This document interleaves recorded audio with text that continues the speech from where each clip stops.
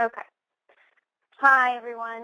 My name is Claire, and I'm going to try and hide this. Let's see if I can get this out of the way. I am with Bon Appétit Management Company, and I'm going to talk to you today about how businesses can support and foster the growth of the food recovery movement and food recovery programs in their cafes. So before I jump in, I want to tell you a little bit more about who I work for and what I do. So for those of you who are unfamiliar with Bon Appétit Management Company, we're not the magazine. We're an on-site food service company that feeds universities, corporations, and specialty venues in 32 different states. Here's just a snapshot of a few of our clients around the country.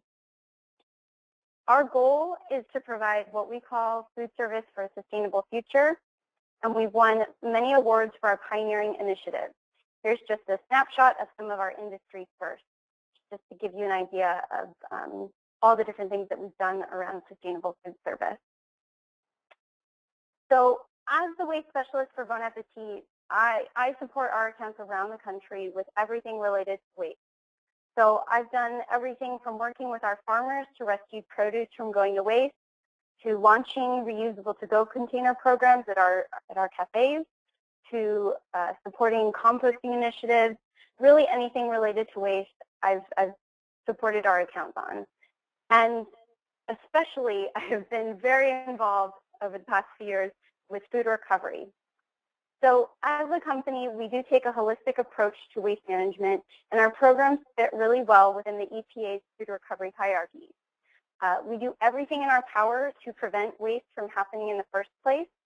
But unfortunately, if we want to provide the same quality of food service for the first person in line as the last person that comes through our doors, there inevitably will be some excess. And so as a company, we have taken the stance that there is absolutely no reason food should go to waste when there are people in need in our communities. And so in taking this stance, Bon Appétit has become a leader in the national food recovery movement. We have over 100 food recovery programs in which excess food from our cafes is donated to people in need in our communities. We help the Food Recovery Network, who you're going to hear from a little bit later on in this webinar. We worked with them to develop the National Guide to Food Recovery for Chefs and Managers, which is now being used by not just Bon Appétit chefs and managers, but chefs and managers from other businesses around the country. We were the first business in the country to get food recovery certified, and we now have over 30 cafes that are food recovery certified. And we're supporting the development of resources on gleaning, which is the process of harvesting produce that would otherwise go to waste, to donate to people in need. So for other businesses out there interested in launching a food recovery program, here are some things that we have done that have made our program successful and helped foster a company environment that is supportive and encouraging of food recovery. And I'm going to say the first and most important is training. So developing trainings and guides around food recovery for our general managers and chefs was really critical to the success of food recovery in our cafes. It's critical because it's not enough for us as a company to take a public stance on this issue. We really needed to inform and support our staff with these programs. You know, as much as I am an expert on the Bill Emerson Good Samaritan Act and how food recovery works, I cannot be at every single one of our 500 plus cafes around the country. It's really, really important that our cafes are equipped with the knowledge and the information they need to be able to launch these programs on their own. And also, in order to dispel that awful myth that is just unbelievably pervasive in our industry, that food donation cannot legally be done. So we've done a lot of work around educating and informing our staff. And it's still certainly something that I'm challenged by, and I can't claim to have the solution. I haven't, but it's certainly something that we have been able to support and foster in our cafes. So in addition to developing partnership or trainings, I have worked really hard to develop partnerships, and that has led to the success of a lot of our programs around the country. So I've worked with so many phenomenal organizations and people in the world of food recovery. Donating the food is just one step of the food recovery process, and we rely on our solid partnerships with food recovery organizations to safely transport and turn those meals into something that people in our community can enjoy. I really suggest that you find good partners, make sure they meet your standards around safe food donation, and work with them to grow your program. This past year, Seattle, the city of Seattle, became the first city in the country where every single one of our Bon Appétit cafes donates. And that is in large part due to the amazing work of the local food bank, Lifeline, and their Seattle Table program. I want to see this happen throughout the country, and I know we can do it through solid partnerships. So, as I said, if you're wanting to start a program, find these great partners, and yeah, make it happen. I have a couple examples on the screen that you can check out after this webinar. And lastly, you want to recognize and reward your staff for participating in food recovery. This should be really a morale booster for your operations folks.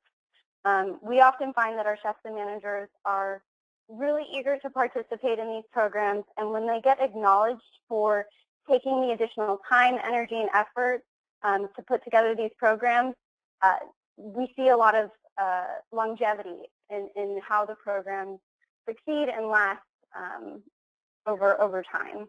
And in this slide, you can see some of our chefs have gotten food recovery certified, and they're super proud about that. We're encouraging all of our cafes to get food recovery certified. It's something that they really are proud of. And then, of course, on the right-hand side, we got recognized as Food Lifeline's Donor of the Year, and that was a huge morale booster for our Seattle chefs and managers. So for any students or community members out there who want to work with their food service provider to launch a program, here are just a few tips on how to get started. So one, make sure you approach the right people. I often talk to students who will say, oh yeah, I went and talked to the cashier about starting a food recovery program, and they had X, Y, and Z to say.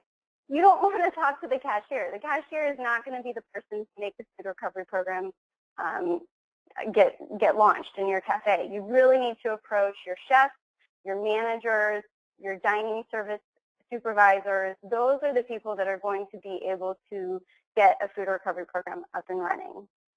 You want to make sure to bring everyone to the table. So oftentimes, especially on college campuses, the food service provider is just one entity that has to be a part of that larger conversation. There's usually a sustainability manager on campus who should be involved. There's going to be administrators at the college that need to be involved. So just make sure that when you're setting up these meetings that you're including the right people and including as many people that need to be in that conversation. And also be knowledgeable and prepared to address concerns. So I think it's really important that you do your homework before you come into a meeting. You're going to have a much better reception from the chefs, managers, whoever it is that you're meeting with, if you know about the Bill Emerson Good Samaritan Act, if you can eloquently address their concerns that they may raise in the meeting. So really do your homework before you set up a meeting with anyone. And also be flexible. So when you come in and meet with them, know that just because something worked in one place somewhere else doesn't mean it's going to work for your particular program. So have a conversation with the chefs and managers and find what works for everyone. Some cafes have a lot of storage space and can easily store products for over a week if needed. Some have very limited space and so require more frequent pickups for donation. So things like that are really important to be flexible about. And make sure that you're prepared to make this program last. So it always makes me sad when we have these great programs, especially at college campuses, that are super strong in the school year, and then summertime it kind of falls apart because there's no people around to really carry it on. So do your best to set up a system that's going to last. And lastly, make it as easy as possible. So many chefs and managers have little time. They work so hard at their everyday jobs, and anything you can do to make it streamlined, efficient, easy for them to participate will certainly contribute to the success of your program. So here's my contact information. If you guys have any questions, please feel free to reach out, and I'm happy to take questions later when we do the panel discussion.